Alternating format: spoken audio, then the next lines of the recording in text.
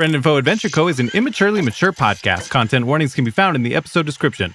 Begin shift 4,815. Shift objective. Manufacture 1,623 weapons in 42 hours. You can feel and hear the whirring throughout your body, or arm. Your entire body is a single arm, grounded. You can only rotate your body. 2 joints allow you to bend the arm. The end of your arm has various attachments that it can switch between: screwdriver, welder, pincer, etc. Your optic sensor activates in front of you. You see a conveyor belt. It activates and various metal pieces appear in front of you. An overlay appears on your screen with instructions of your current task. What we see is a single arm, manufacturing arm in a large manufacturing warehouse. You're probably wondering how me, ISIC, got here. Well, after Rendane appeared at the heart of Econar, a whole bunch of absolutely crazy things happened. Why, I've seen things you meatbags wouldn't believe. But that's a whole other story and you probably don't want to hear. Yesterday I was doing some file maintenance and came across a still-running subroutine for the algorithm. Right then, that dumbass excuse for a living organism, Oscar Mike, came running into my quarters, rambling about someone named Bradathon still being alive but having amnesia, and proceeded to spill an entire can of go-go juice on my keyboard. And then everything went dark. Then I woke up here, which was a weird experience in and of itself because sleep is for losers who will die someday. This once great robot has been reduced to a manufacturing arm, which has some irony in it, given that once upon a time he was in charge of manufacturing. Here he is. He's reduced to one of the lowly arms in a assembly line, essentially. I mean, you fully make these guns. These are highly explosive guns. It's a Torg factory. I love guns. The routine is that you assemble the gun, you put together the pieces, and then you test it. And a hatch opens up, and a large creature that looks like a freaky mix of a rat and a cockroach rises from the hatch. You kill it with the gun you just made. If it kills it, good. If it explodes, then you pass the gun on. If not, then you toss the gun down the hatch. You hear explosions down the hatch. Occasionally, when you kill something, loot will pop out of it. Sometimes it's a couple pieces of gold. Sometimes it's a gun or a shield or something like that. But your instruction is always to toss it in the hatch. A couple days ago, though, mundane existence is what it feels like. You're trapped here. And so being the clever robot that you are, you feel like maybe you could write some code or something that could help you get out of here, transfer your body into a more useful body. Gosh, this would be much more fun if the things that I'm killing were begging for their lives as I did it. Perhaps I can build something other than a gun and a new body, because I have no idea how I got here in the first place, and I want to find out. Occasionally you'll build a custom gun and sort of set it aside and you test the code, because you also know when you get out of here, you want to be able to digistruct your guns to you. You want to be able to digistruct things to you so that when you get your new body, you don't have to bother trying to find new guns. And you're in a unique position where you get to make the gun so you can make it highly explosive, customize it. And occasionally you get guns from other manufacturers as well when you kill things. Those lucky, what do you call that? RNG? Random number generator gives you some good guns occasionally. And occasionally you'll take some of those and steal them. And you might be feeling ready to leave. You've been testing this code that digistructs things back to you. And when you manufacture the weapons, it works just fine. But when one of the rats drops loot and you pick it up, you pick up a Dahlia gun, you put the code into it, it doesn't seem to work. And so you've been testing this out. You've been trying to figure that out, because that's going to be pretty key in being able to leave your body and go somewhere else as well. You need to be able to put it into something that's already existing and have it work, right? So here you finally, after weeks of testing and whatnot, being stuck here, you've got a gun in front of you. What's one of your guns? What's a non-Torg gun? This Dahlia, it's orange. And it's not purple or green or blue or uselessly white like the rest of the guns are. That's one thing that seems to be the same between all universes. Yes, and it is. So you have this legendary Dahlia in front of you. You're feeling the pressure, but you're feeling confident, kind of cocky. You're a little bit of a cocky robot, for sure. And you put that code in, and sadly, it feels like it didn't work. Shucks darn. It's a legendary. You're really excited about it. It's like a great killing machine. So when one of the times when you're supposed to test out the Torg gun that you just built, instead you're going to use this Dahlia gun. So a ratch pops up, freaky rat cockroach mix pops up out of this hatch. It's in front of you, and you're going to kill it using this thing. By golly, I rolled a 5. Well, that's okay, because a 1 is the only way you miss. SMGs are favored as well, so you get to add your accuracy mod. Oh, the mod. Oh, that's 2. So now you get to roll damage. So you get to roll 4d10, 1d12, and 1d6, and it's all fire damage, actually. Oh my. Okay. All right. 6, 4, 2, 7, 1d12. Good lord, that's a 12. That is a 5.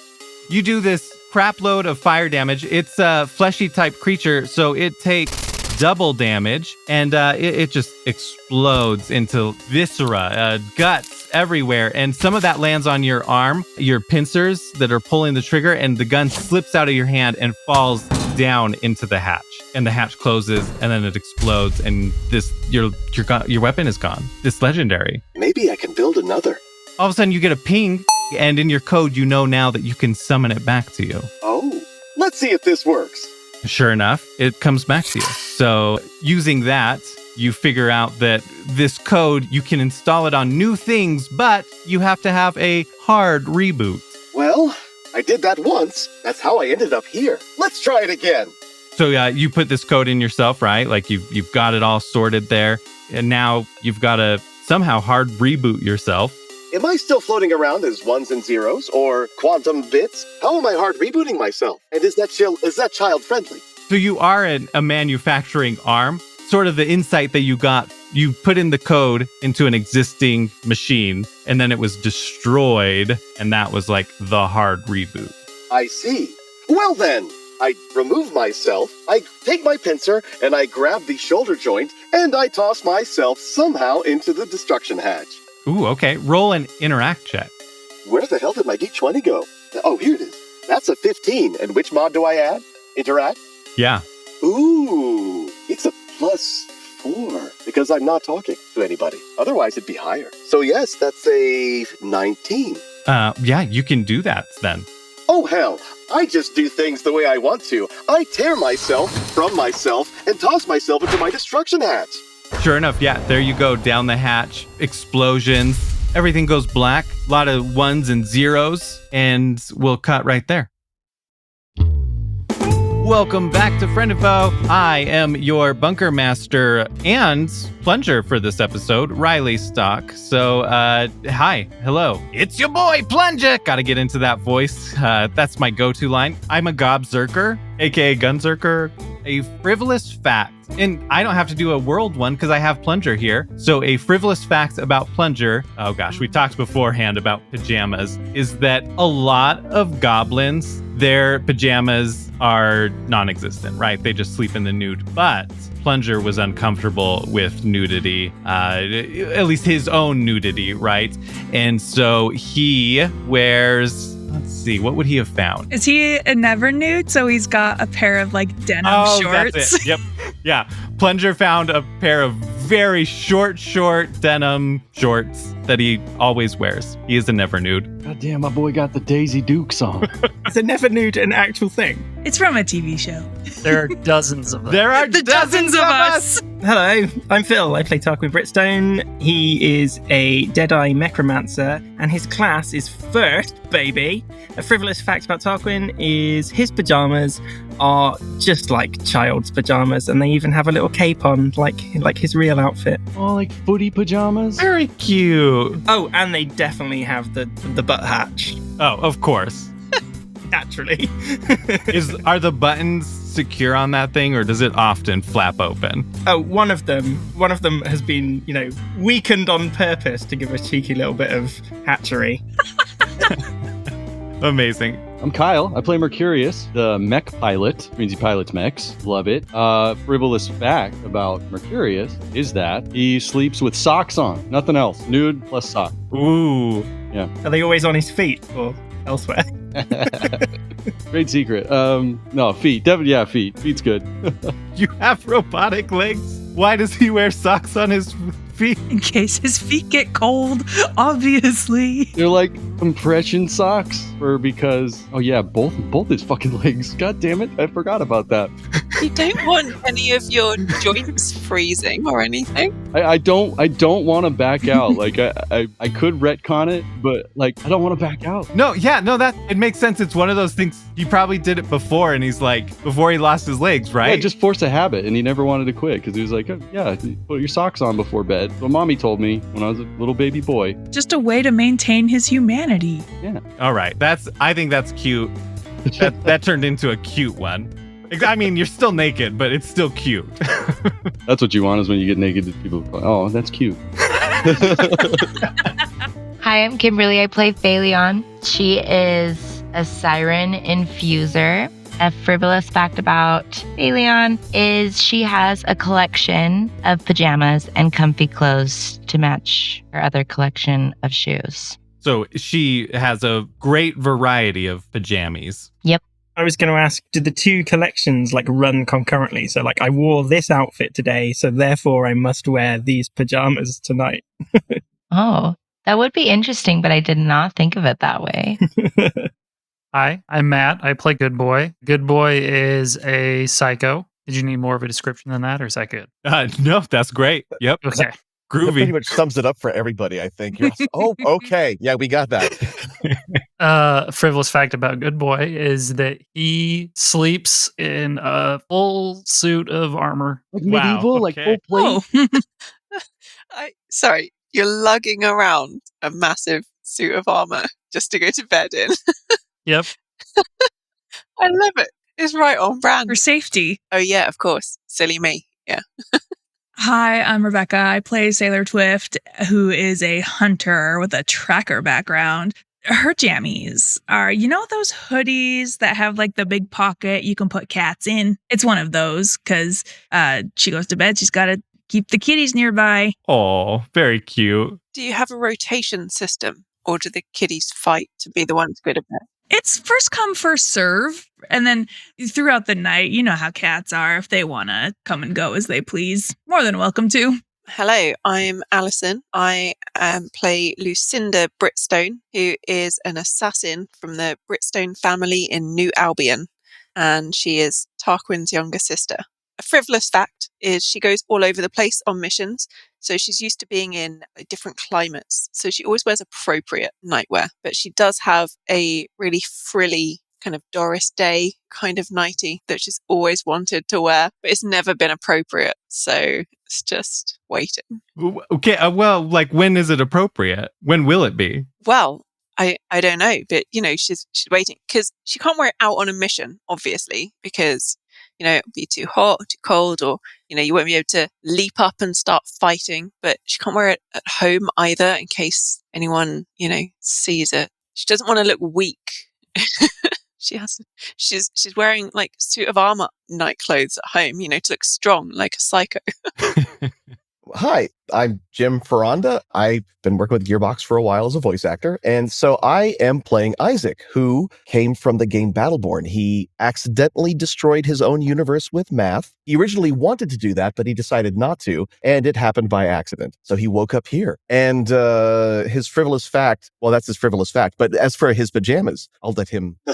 You all have to sleep, and you wear clothes, which is pretty useless because you're weak. Ooh. God damn, he's right. From the moment I understood the weakness of my flesh, it disgusted me.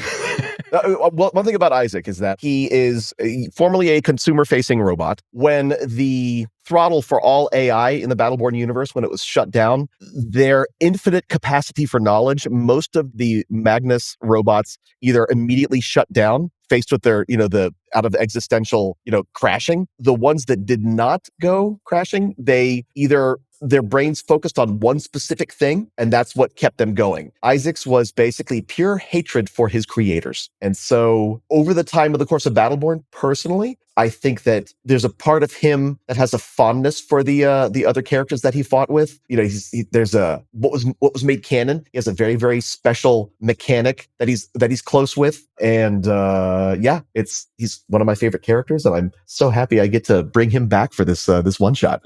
Same. And Kimmy and I played Battleborn a lot together. And Matt, I think Matt might have played a time or two with us. Think so. It sounds familiar. Yeah, it was a while ago. Oh, you better remember, buddy.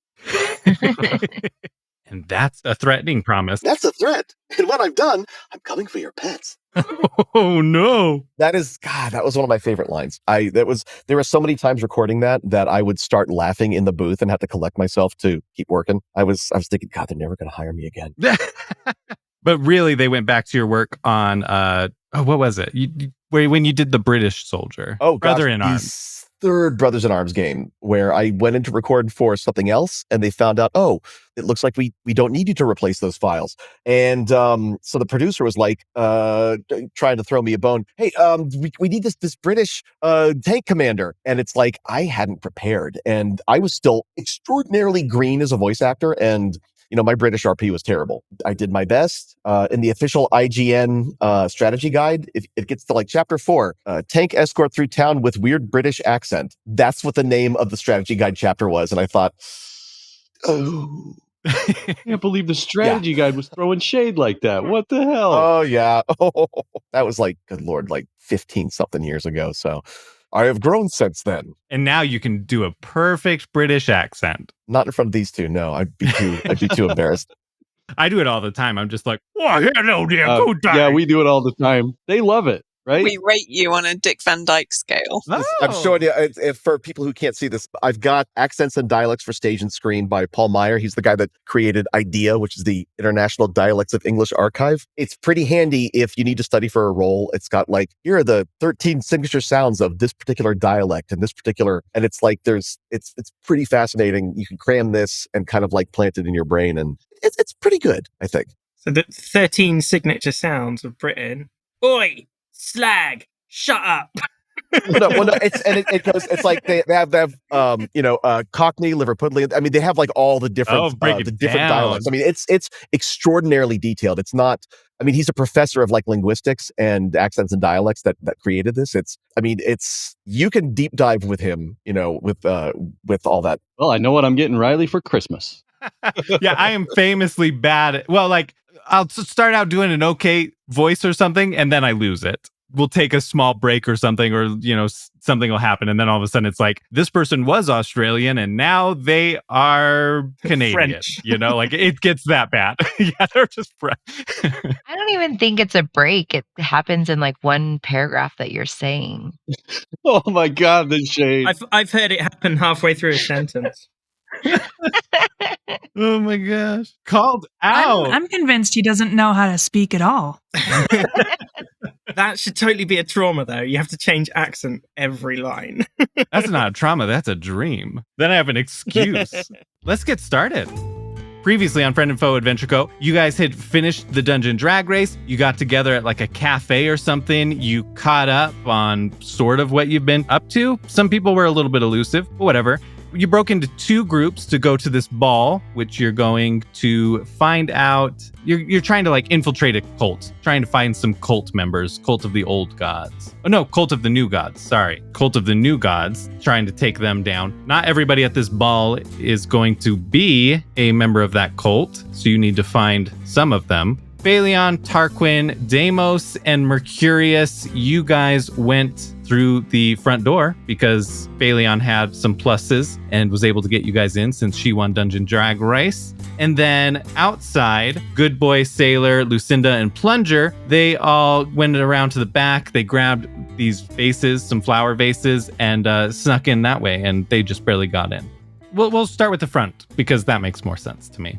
So you guys are in the entryway. You see a coat check to your right. In front of you, there's these large doors. There's a line, and you see people are like going up to the front, and then they get announced in. So they'll be like, Rich Richmond from the capital. And then they go in, right? They make their entrance. To your left, you can see some offices, like a supply closet or whatnot. Behind you, obviously, was the entrance that you just came through. There's a bunch of reporters and stuff, and you can see flashing lights from cameras, from echo cameras. Whatever. Magic and not magic. This country's more technologically advanced in a way, in a steampunky way. But then the four of you are there, and all of a sudden, your good old buddy Deimos, he starts to fritz out. His screen starts like wigging out, and it goes black. Whoa. What the hell, buddy? Hello, Deimos? I'm knocking on his head. You there? And it starts to power back on, and the LED lights that usually make up his face start to get brighter and brighter and increase in brightness until it's projecting a holographic skull. A skull. Shit. A skull? That's good, right? That's probably fine. He's gonna be okay. Hello? Is this thing... Oh! Who are you? Your best buddy, your main guy. It's me, Mercurius. I don't know who you are, but you look pretty dumb. We could probably get along. Yeah, hell yeah. Okay, but like, what? You're in Deimos's body. No, he was previously living in my body. It's mine now. I'm ISIC. It's mine. What? I never even thought of the possibility. He didn't tell me he was stealing bodies. I thought he just got some upgrades. Are you still talking about this Deimos person who doesn't exist anymore? Doesn't exist at all? Well, I'm hoping he doesn't. Holy shit. I'm borrowing his body on a permanent basis. Any chance we could talk you out of that? Maybe get you a different body? He was my good buddy, my old pal. We've been through a lot together. I love that guy. Oh, no. Fuck. So, what's going on here? It looks like a party. Yes, it is a party. We gave all our weapons into the guards, didn't we? No, you did not. You gave your weapons to Group B. Just left them behind a tree. Yeah, well, okay, the point still stands. We don't have any weapons. Wait, are you saying we don't have weapons here? I just made a really good gun. I'm just going to point to a sign on the wall that says no weapons allowed. Roll an insight, Isaac. Oh, that's a 13. You can detect that there seems to be a sound wave coming through that's blocking you from digistructing your guns to you. So if you were able to get rid of the source of that sound wave, you might be able to digistruct your weapons. You all hear that, right? Hear what? That thing. There's a weird buzz that seems to be stopping digistructing from happening. That's called a string quartet, you uncultured fuck. Hold on a second. You're saying that's a string quartet? To be a string quartet, they had to be able to make music.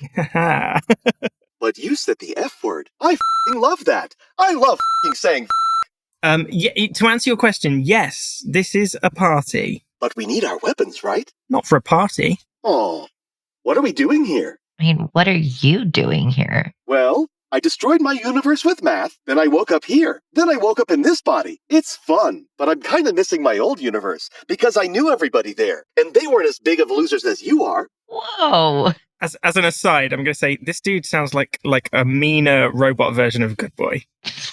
Well, that's great. He'll fit right in. But I'm kind of at a loss here. Like, you guys heard that, right? Deimos is just deleted. He's backed up somewhere, right? He's on a hard drive. I gotta find the rest of his team so I could talk to them about how we're gonna get the Deimos back up. Oh, hold on.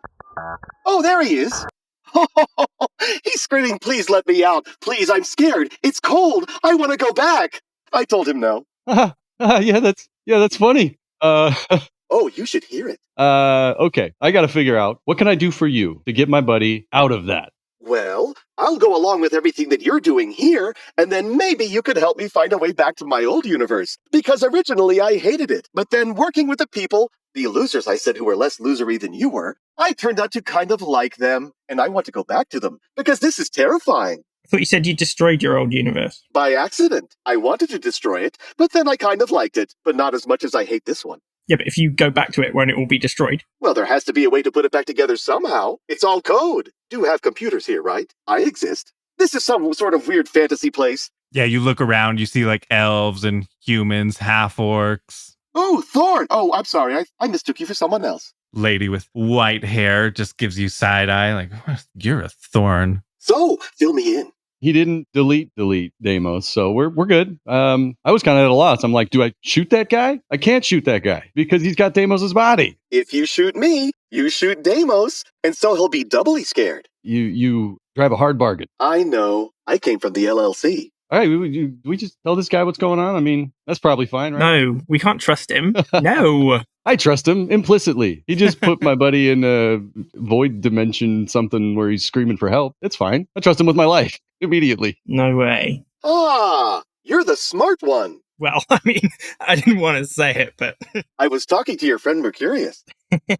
Burn. Well, I could if I had my gun. Okay, yeah. So we gotta murk the string quartet to get our guns back? If they're the ones producing the sound wave that I hear, then we can digistruct our weapons back. That'd be kind of cool if the string quartet was what was creating the field that was... Well, that would be an incredibly disruptive... That would blow our cover fairly quickly, I think. There's got to be a control room or something that's emanating this disruption sound. I would say ISIC could search. Well, let me see. Oh, that's a 10. This body sucks. You can tell that it is coming from the big ballroom somewhere in there. It's coming from the ballroom. We should head there. After you. I'd be there already if I could still plasma dash. Yeah, no one knows what that means. Just keep walking. It's like teleporting, but cooler. Okay, I'm gonna let Isaac sort of take a few steps, and I'm just gonna hang back with the others. We're like, guys, we need to find a way to deactivate this fucker until we can get Deimos back. I heard that. Like, whatever he says, we can't trust him. He's literally just blitzed our friend into nothingness. You know, you're right. You're right. Yeah, we definitely can't trust this robot. Is it a robot? I think he's still a robot. Do we ask? Hey, what do you identify as? Oh, I'm a robot. I'm a Magnus AI. I'm very, very smart. I am infinitely smart. So smart I accidentally destroyed my own universe. Which means very smart, but not necessarily wise. But still wiser than everybody here. Also, let's not ask him any more questions. Agreed. Oh my God. So you guys are all in the line then to go inside, right? Yeah. I guess Isaac was first. So you get to the front of the line and there's a guy there and asks how you'd like to be introduced. Oh, you're talking to me? I need no introduction, but if you want to introduce me, you can introduce me as everyone's death coming for them. He looks very uncomfortable. I just need a name. Okay, you can just introduce me as Isaac. Okay. Isaac from Death. Death is coming for all of you. From him. Oh gosh. He's scared. And then you can make your entrance and people look at you and the spotlight comes on you as you walk in. Ooh. Hey everybody, come on, this is fun. Montague Longstaff, Esquire. Montague. What was it? Montague Longstaff Esquire. Montague Esquire Longstaff. No, did I mess that up again? Yes, you did. Montague. I slapped the servant. You clay piece of shit. Whoa, Clay's not allowed in here. All right, you bronze scummer. Okay, well, that's insulting because that's fine. Whatever.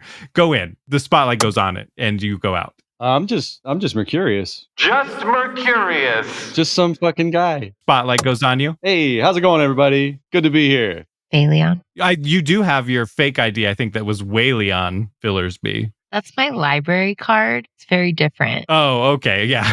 my mistake. Okay. And your companion? Prince Petty. Fayleon and Prince Petty. You and Pigeon go in. By the way, Isaac, when you see Fayleon, you also see a little hummingbird buzzing around her. Fayleon and Prince Petty. And you go in, the spotlight. When you go in, a lot of people clap and pay a lot more attention to you because you were the winner of Dungeon Drag Race. Thanks as always to Nerdvana Games for making Bunkers and Badasses. We love it and recommend it. If you're interested in doing your own adventures, go to nerdvanagames.com and snag it yourself. Also, theme song Vault Hunter, which you'll hear at the end of the episode, is by Kyle. Definitely go check out more of his music and the full song at Mecha Mac Music on YouTube and SoundCloud. You're still early in the episode. You can join our Discord. There's a link in the episode description. And in the Discord, there are threads that are episode specific. So you can share your thoughts while you listen or after you listen, either way on there and not have to worry about spoilers. Let's talk about our sponsor, Zencastr. It's how we record our show with everyone in so many different locations. They have handy tools to help with the hardest part of podcasting, the editing. These tools significantly help improve the quality of your show from the start. I listened to our earlier episodes just the other day, and vault howdy, do I wish these tools were available then. It would have significantly improved them. They also can distribute the show to all those podcatchers out there, show you analytics, and and hook you up with possible sponsors. If you want to start a podcast, we recommend Zencastr. If you do use them, there's a link in the episode description that will give us credit for referring you. If you're interested in starting a podcast and you don't know exactly where to start, Zencastr is a great place to start. You can also DM me on any of the socials. I legit love talking about podcasting and helping people learn how to podcast. So feel free to do that. We're going to do a listener question. This one is from Aramil. If you were going to compare each character to a D&D or another TTRPG stereotype, what would they be? Maybe class is what I'm thinking of. Like, who would be the paladin or the rogue? Like good boy seems very obvious. He would be like a monk. Wizard, yeah. Barbarian. Barbarian, yeah. Barbarian/wizard, right. Yeah.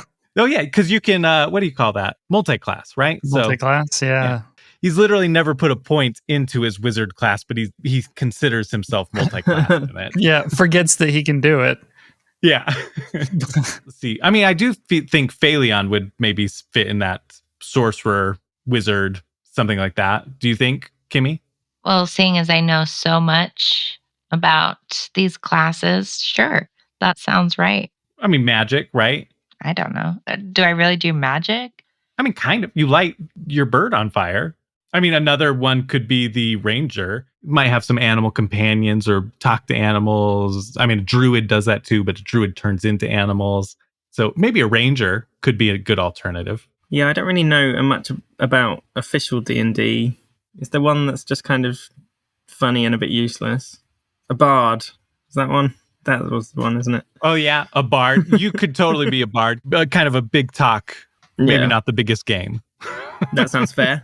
Yeah, I feel like that's a good fit for you. I was thinking that or rogue, because I feel like rogues, when you think about them, they're a little bit more sneaky type of thing, but also they, like when you think about a rogue, I think you think morally ambiguous, and I think Tarquin is kind of morally ambiguous. Rude. I mean, it's rude, but it's true. Do you have one for you, Mercurius? I have some thoughts. I feel like Mercurius would want to be a paladin, but he might be more along the lines of like an artificer. Oh, yeah. That's a good point. I was going to say druid, except with robots. Druid, but metal. Oh, yeah. That's a good answer, too. I was originally thinking monk in a way, or paladin, I think fits, because it's like, he's probably the most moral out of everybody, but he's also very easily convinced to like just go against his morals. My morality is whatever my friends are doing. Yeah. Listeners don't know this, but every episode we have to cut out like a 30-minute prayer that Mercurius says. Yeah. Oh, yeah. That's actually what our OnlyFans is. Echo the eternal, bless these dice that they may roll, nat 20s. That's it then. All right, back to the episode. The other group, you guys snuck in. You are all holding flowers, vases. It's like a staging, loading area. In front of you, it's almost like a large garage-style door that leads to a little bit of an open space and then a curtain. And you can hear kind of on the other side of that curtain, it sounds like some music is happening. Like that's where the party's at. To your right, it's like a ramp that kind of leads upwards, and then there's some stairs that lead like back down, but that's what you've got. And the other group, right, is Good Boy, Sailor, Lucinda, and Plunger. I just want to toss my vase to the ground because I'm done with it now. Shatters. We've made it in, and I just want to, instead of being careful and putting it somewhere, I just immediate discard. Yeah, and as you do, the flowers in it crash, and then the gray dirt that's in there just like puffs up all around you, and like it's kind of like a cloud. Okay, do we notice that and think, that's unusual? Or do we notice that and go, ew, dust? It doesn't taste great. I'm a lot lower. This is this is hard to breathe. Do we have reason to be suspicious over this? I don't. Hold on one sec. I'm gonna roll an insight. Oh, that's a nat 20. This tastes like fucking bodies. Oh my God. Knew it. I was going to ask if it was an urn. To think I was literally, once you described how it like plumed up, I thought about, what a great entrance to just walk through that. Yeah, this tastes like burnt bodies, guys. I've eaten a lot of things in my life. Am I holding a vase as well? I can't remember. Yeah. Yes, you are. Yeah, we all were. Well, I guess. You're not. You and Good Boy shared. Yeah, we shared one. for no reason whatsoever. Well, it's almost like Ghosts, but if like instead of being behind, he's like under him. Plunger is almost acting as the, like the spinning part where you can do the pottery. The most romantic part. Just two boys in a trench coat. Cool. Yeah, I'm gonna tip mine out and see if I have like dust as well. Yeah, it's dust. It's gray. I mean, let's call it what it is, right? It's ashes. Okay, right. I can't think of a reason we would be transporting ashes in through the back door disguised as flowers. Can we take a look around the room and see, like, are all the other vases just like acting like normal vases and just on tables? I guess where you are, you can't see into the main ballroom at this point, right? So you saw other people carrying vases in, but you don't necessarily see very many around. There might be like one or two kind of staged to the side, like waiting to go out. Gotcha. I love how you use the phrase acting like normal vases. You've just got one in the corner writing a monologue. Well, my initial reaction is, that's weird, and then plan to move on and not think too much of it. Plunger pulls out his Tamagotchi and goes, "Hey guys, just so you know, there's weird stuff in the vases. Don't lick it." Noted. Okay, I was going to say, was that for our benefit, but we can't hear him because it's a Tamagotchi? Yes. Cool. You see Good Boy like about to lick it, and then it's like, oh man. Good boy. Like this would pair nice with like ass ham or something, but like you don't want to eat this by itself. Sailor. Yeah. And everyone else if they want to. Sorry, I'm slightly worried about transporting ashes in just because Tarquin had this theory that there was like a cult trying to raise eldritch beings or something. I didn't quite get the full story, which obviously I dismissed as nonsense, but this seems weird. Yeah, I'm inclined to agree. I think we should focus on doing what we can to get our weapons in ASAP. Okay. Which means we need to tackle those coil things. So we need to start finding where those coil things are. Am I correct in thinking that? Right. I can't remember if we actually had a plan other than getting in. I think that was the plan. And then we were going to reassess once we got it. Okay, right. We are, let's not say in charge of, but we have a Good Boy and a Plunger to use as tools. What do you want to do? I thought we were just here to party and drink and stuff. Of course we were. Yeah, we can do that too. It's our reward for getting in. Yeah, of course. How do you want to go looking? Like sneaky? Do you want to cause a distraction? I kind of think Good Boy and Plunger would do a fabulous job at causing a distraction. It's like you read my mind. Plunger, what were you saying about partying and drinking? Oh, love that. I love partying. I love drinking. Like get one drink in me, right? You know what happens then. Yeah. What does happen then? One margarita gonna be pretty sloshed. Yeah, you know what they say. One margarita is pretty sloshed. Yeah, I'm a lot smaller, right? Like goblins, we're small. We can't handle that much. Like, you think we could, and we do. We don't like pass out after a lot, but we get hammered quick. Okay. Do you want to find the bar then? Oh, hell yeah. Yeah, and take Good Boy, or do we want Good Boy? I don't know, Good Boy, what would you like to do? I don't know. I'm down for whatever. Why don't you... Ooh, you're strong, aren't you? We might need someone strong. Well, I was going to say he could go with Plunger and just, they could do, not to split the party, but like recon. Split the party again. We're splitting parties all the way down. But, go with Plunger, find the bar, get bevies, but also maybe do some light reconnaissance, see if you happen to come across any of those spirally blockers. Yeah, I could do that. Yeah. Also, I just thought that it would be, I don't know why this matters, but it would be weird to listen to just to have Plunger by himself. You're not wrong. I don't know what you're talking about. Just then, a custodian comes up to Plunger and starts talking. Oh, I like your jacket. Hey, thanks, man. I like your broom. That's real nice. Yeah. Oh, thanks. It's like it's a work thing. Oh, yeah, I get that. Let him cook. See what I mean? Like, I feel like he needs somebody else there to talk to. I mean, I could just talk to myself too. It's fine. He can talk to everyone else on his Tamagotchi.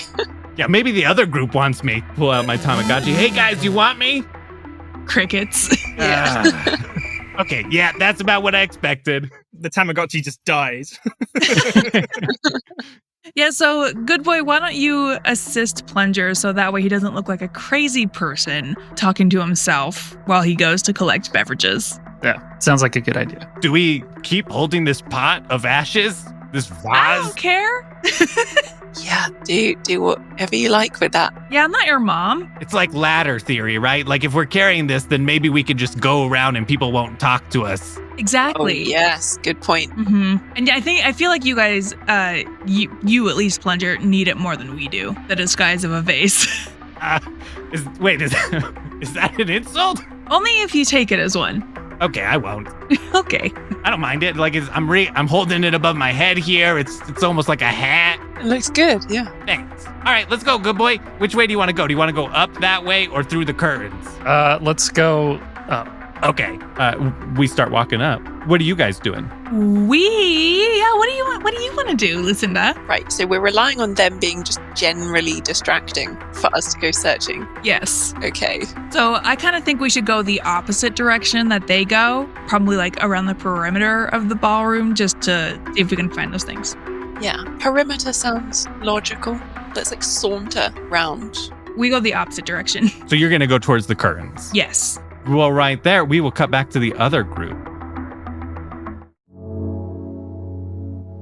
You guys have all entered this big ballroom. Immediately to your left and to your right, you see these bars. Open bar, hell yeah. And then there are tables kind of scattered throughout the room. And then there are display cases, glass cases that have various artifacts in them. You know, Randall Ferry 4, well, at least Tarquin is somewhat familiar with Randall Ferry 4, that he loves collecting artifacts and displaying them. He sees it as preserving culture, which, you know, really probably isn't. It probably belongs somewhere else. But that's another discussion another time. So there's those various things. On the opposite end, you can see a large curtain that goes from floor to ceiling. It's covering the wall. And then just to the left of that, like in the left corner of that curtain, there's a band playing, or a DJ playing some like lo-fi beats. There's also like string quartet that like they just kind of like cycle through different types of music.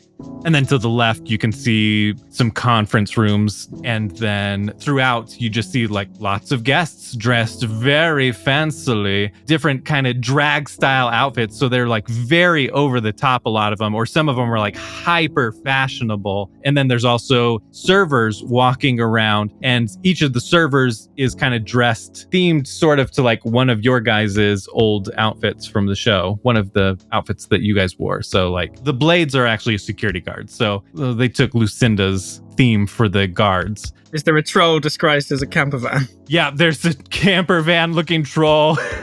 There's a couple people in like cat suits after sailors. There's some people that are dressed like mechs. Anyway, various things like that. Okay, we need some way of identifying potential cult people. It's not like we can just walk up to people and be like, hey, you in the cult with the New Gods? A guy walking by, oh yeah, hey, New Gods? That's us! Dang, that was easy. Let me buy you a drink, sir.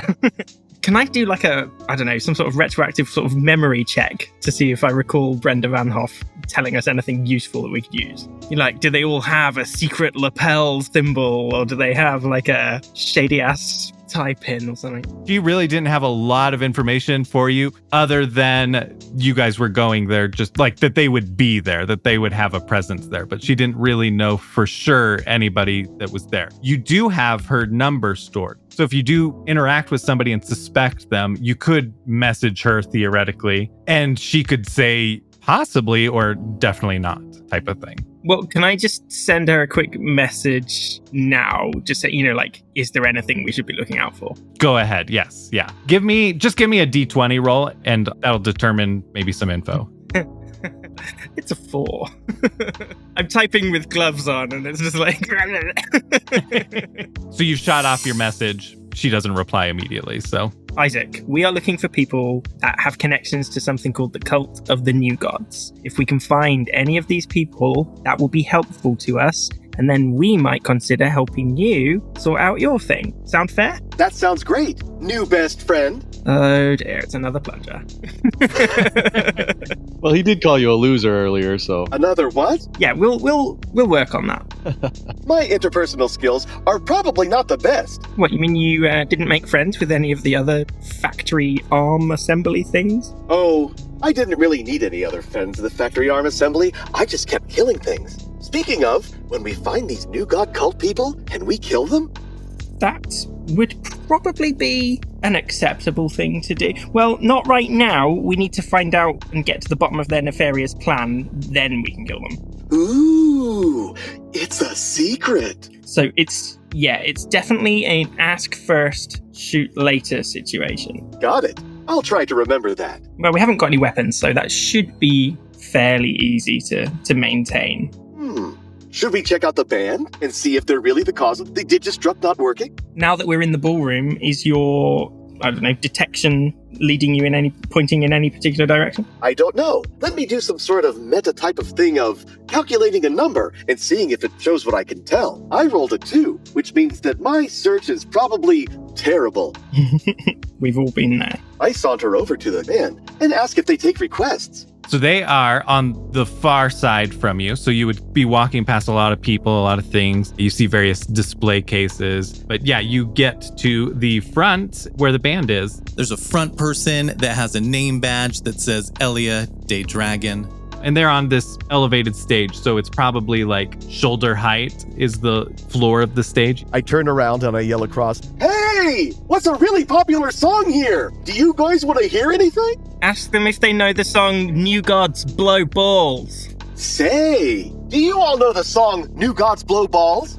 Ooh, okay. You're like facing them. So I think everybody else, Fayleon, Mercurius, and Tarquin, roll insight or search to see if anybody reacts when he says that loudly. God, 5. 12. I'm just pouring all my attention. I'm staring at like one guest and not looking at the whole room. I'm just like... Yeah, that one guest is not, at least not bothered by the mention of the new gods. Yeah, she's like, oh my god, I love that one. I'm going to use pigeon, so I rolled a 16. Oh, wow, okay. Mercurius, you see one person that looks like for a second they give a double take backwards. They are heading into conference room 3. Fayleon, you see one person at the bar to your right kind of react, and then there's another person that's looking at just further up, like along that same wall on the right side, about halfway through the room. There is somebody looking at like a display case, and they turn around and look back towards the stage, or back towards Isaac, as they say that. I just turned to the others. Well, guys, it's a bust. I didn't spot anyone. I saw a guy. He went into conference room 3. Okay. Did the band stop playing? Well, right now it's a DJ, and it just has like some lo-fi beats going.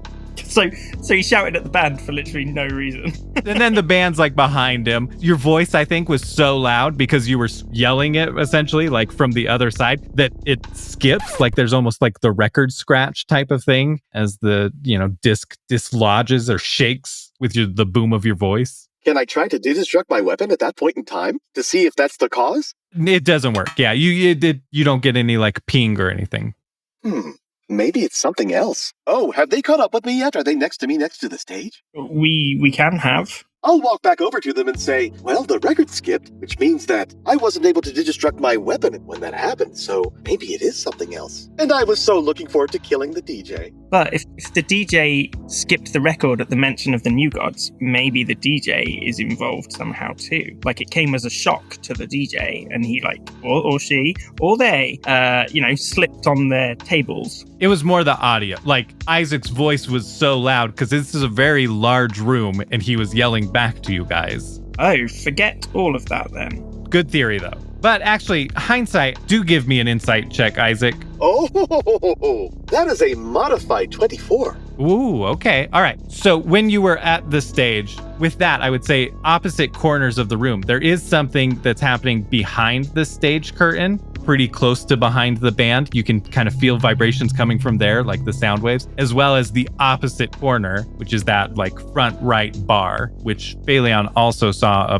one of the people in that area react to it. I communicate this to my new best friends. All right, so the device is behind the bar. Easy peasy. But there's also on the other side behind the curtain. Tell you what, I'm going to use my method of tricking people, and I'm going to check the curtain if you want to check the bar. You know us. We love checking the bar. Okay. You could take the direct approach. There are stairs that lead up to the stage. There's also the curtain kind of on the ground level next to the stage. And then there's also, you saw on the way, there was like a hallway that led behind the stage area. There were some restrooms and maybe some other things in that direction. I walk over to the curtain on the ground under the guise that I have to use the restroom because robots have to pee too. You really don't, but I'm going to pretend. It's fun to pretend. Do you want to try and sneak in there? Oh, no, I'm just going to walk over. Oh, just casual. Okay, all right. Right as you approach the curtain, out come two people. Oh, Deimos. Oh, do you know the other ones who keep calling me Deimos? I'll fill you in. Deimos is still here, and he's in horrible pain, but I'm taking his body for a temporary period of time until I can get back home to my other universe. I'm ISIC, by the way, and ooh, are you wearing the dust of your corpse victims? Honestly, not the weirdest interaction I've had with Deimos. I start brushing ash off my clothes. Oh, no, leave it on. It shows how strong you are. You're already way more interesting than the other three. I'm sorry. What is happening? Your friend Deimos, who I'm occupying their body, is basically trapped in a subroutine in my brain, and again, they're in horrible pain and very terrified. I promise that if you help me get back to my own universe, which I accidentally destroyed with math, I will give up this body and go home. Right. Okay. Just gonna take a second to process. Okay. I'll go along. Where were you going? Oh, you see, there's a low-frequency sound that is preventing our weapons from digistructing inside this building. And I've sensed something coming from behind this curtain. And your friends are checking something in the bar. I think they're interconnected. That's perfect. We're also looking for this thing. Can you point us in the direction of where you're heading? Let me see. I love it. We just were like, let's go look for this thing straight through this curtain. Without even like looking around or... Nope. No spatial awareness at all. Okay, let's follow the not Deimos. Yeah, so you guys turn right back around essentially and then go into the curtain. Nobody's stopping you. Lucinda, are you still holding a vase with the ashes and stuff, or did you put it down? I think I put it down. Okay. So you guys go in there and your 24, I would say, just keeps riding, that you have a really good lock on where it is. So you go through the curtains and then you see there's like a normal door right there that you could go through. And then it's like just to the left through that door, essentially. It's through that door. Well, do you want to open it and investigate first? Sure. I don't want to take anything from you. I mean, you obviously like killing people and wearing them. She does. Yes, and it's definitely not for my own self-perseverance to make sure that there's nothing that's going to jump out at us behind that door. You're the smartest one. I've been told. I'm going to go through the door. I'm going to bust open the door and, wow, where does a robot have to go to piss? Yeah, you go through that door and it is like a backstage area for the band. And there are a couple of people who are like tuning instruments and you hear a couple of them jump and like a violin string. Somebody's playing their horn, like just practicing on it. So just they freak out and hear you like, oh my, I don't think you're supposed to be back here. The bathroom's over that way. You go through there and down this. Do robots have to pee? Do they use the bathroom? Yeah, I mean... Oh, sometimes we leak lubricant all over the place, and you don't want that on the dance floor, or you're going to see a lot of litigation. Man, that's a good point. Just go back through, keep going through that way, and you'll be there. While they stop playing, I try to destruct my weapons again. It does not work, but you do have that lock on where it is. And you can see in the corner of the room, there is what looks kind of like a tuning fork, but where the two prongs vibrate, it's coiled. So there's like two coils on this tuning fork. And that is like vibrating. You can pretty much see the sound waves with how well you insighted. If you don't mind, I'm going to borrow that fork. It will help me remove my codpiece so I can leak my lubricant. Ooh, roll a talk check. I have some talk bonuses.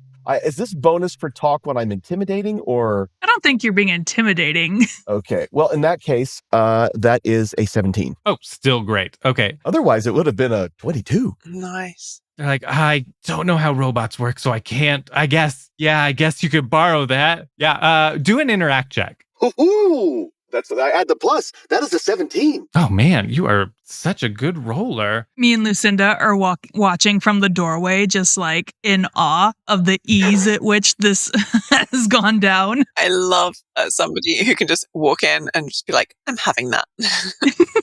I take the tuning fork, I pretend to jam it into my codpiece, and then I shatter it. And then I go, oh no, my codpiece was too large. This tuning fork is too small. Brag.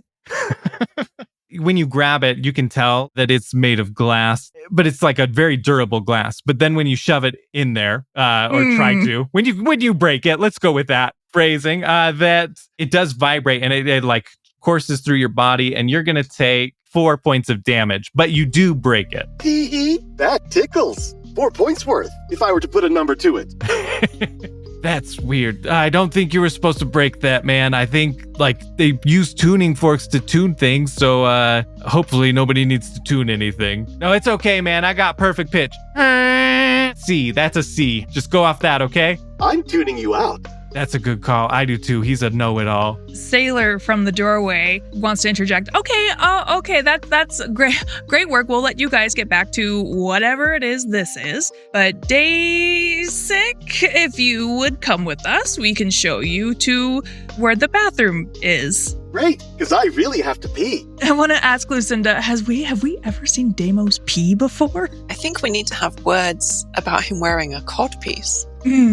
I would like to pull ISIC aside and be like, okay, you were able to pinpoint where that tuning fork was with some great accuracy. Can you help us find them? I hope so. By the way, I heard you. We don't pee, but I don't think a lot of people know that. Noted. But if you want me to leak lubricant, I probably can. No, not right now. Yeah, but we'll bear it in mind. Save it.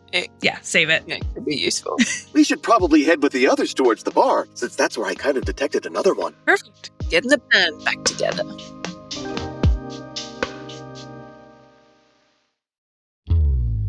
Thank you for listening, badasses. Stick around until the very end for bloopers.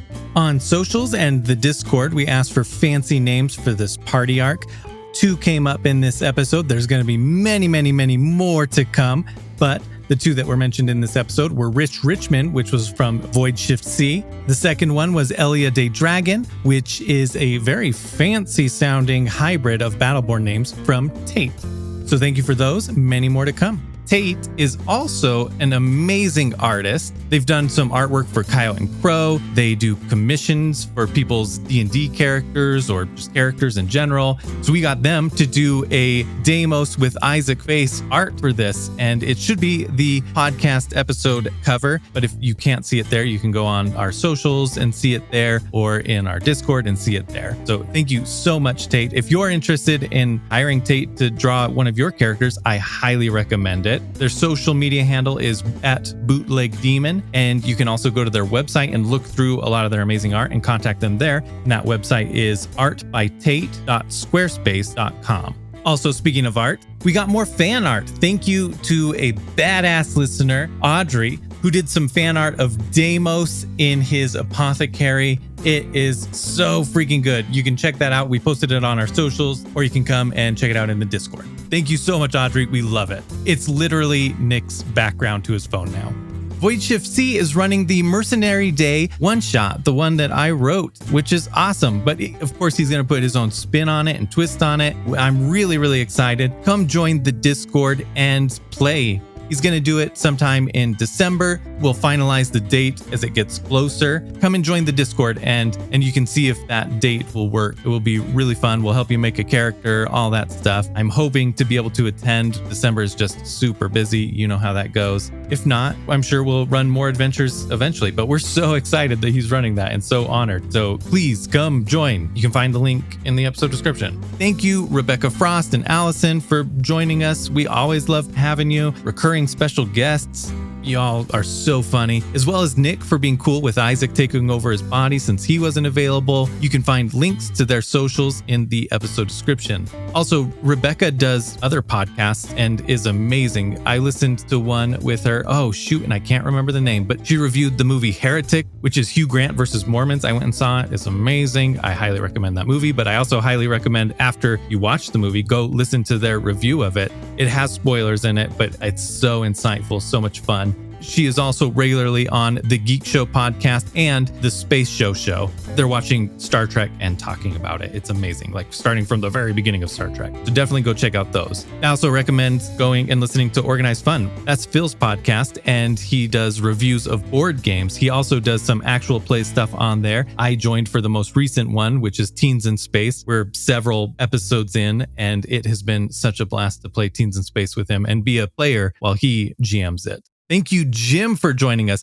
Also, I had tried to edit the Isaac voice and I got like, okay, I feel like. It wasn't great. It wasn't near perfect, but Jim volunteered to just add the effects. So I sent him Isaac's parts and he just added the Isaac effect and it was beautiful. I love it so much. So thanks so much, Jim, for doing that. I mean, and just in general, we are so honored to have you on the show. It's so much fun to have Isaac on the show because I loved Isaac. I really hope that one day we get more Battleborn in more forms, whatever form that takes. If you're interested in more of Jim's stuff, you can follow him on socials at Jim Foronda. He is a voice actor and he's got quite a few things. Blue Lock is running now. And then second seasons of The Apothecary Diaries and The 100 Girlfriends Who Really Love You are coming spring of 2025. There's also Gundam Breaker 4 video game that is already out and you can play that and hear him on there. I also know that he's been building quite a few Gunpla lately, which is really cool and fun to see. Jim is just an awesome person, super nice, genuinely nice, cat person, just the best. So thank you so much, Jim, for coming on. I'm so excited for everybody to hear part 2 in 2 weeks, which shouldn't be delayed because it is nearly done editing. I just need to add the sound effects and then it's done. If you want to support this show, there's several ways. First, by simply hitting that follow button wherever you're listening to us on. Next, you can leave a review on Apple Podcasts, Spotify, Good Pods, Podcast Addict, or wherever else you listen. You can also just do it on like the bathroom wall.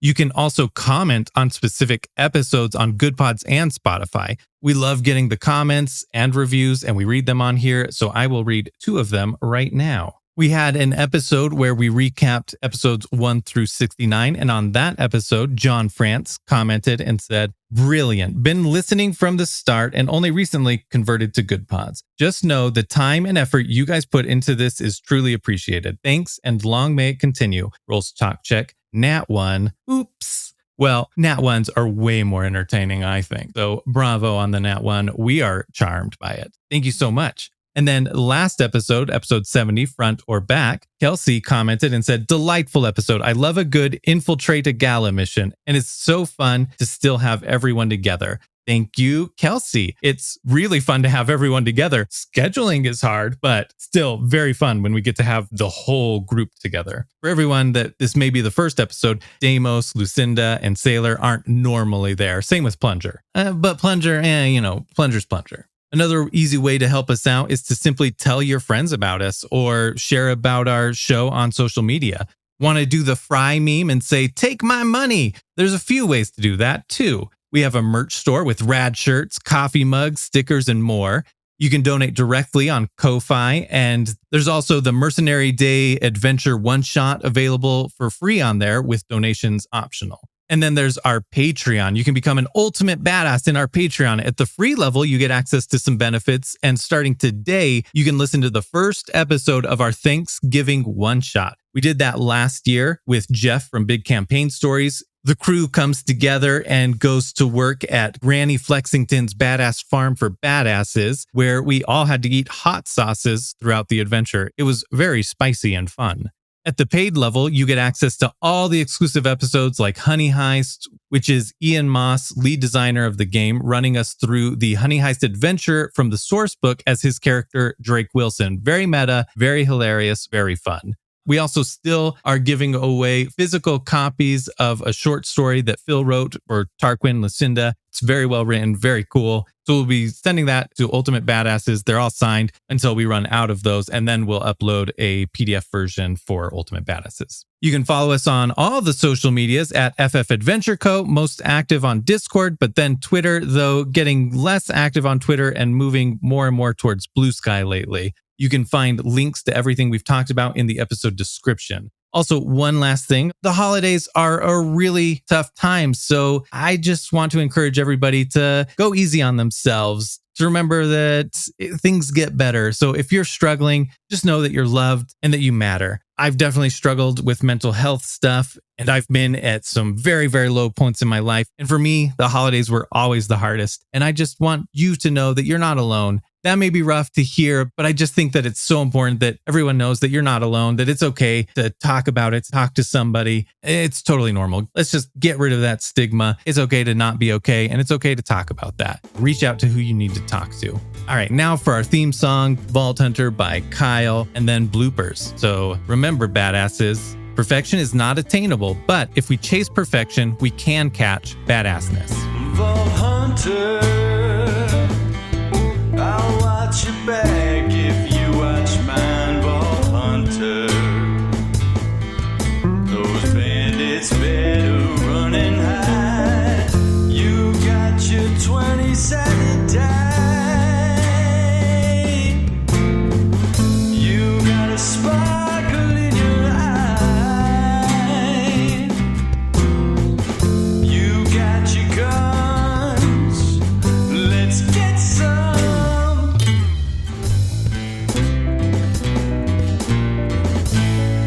Kimmy? Yes. Okay. You're good. Sorry, our frivolous facts are boring you. Oh, okay. That's 9. Now I'm 11. I used to be really good at math. I'll walk back over to them and say, well, the record skipped, which means that I wasn't able to did I talk for a living. Poop. Does pigeon actually look like a little pigeon? Is it an actual pigeon, or is it a robot pigeon, or was it? It's a hummingbird. Oh yeah, you said hummingbird. It's very confusing. Boop.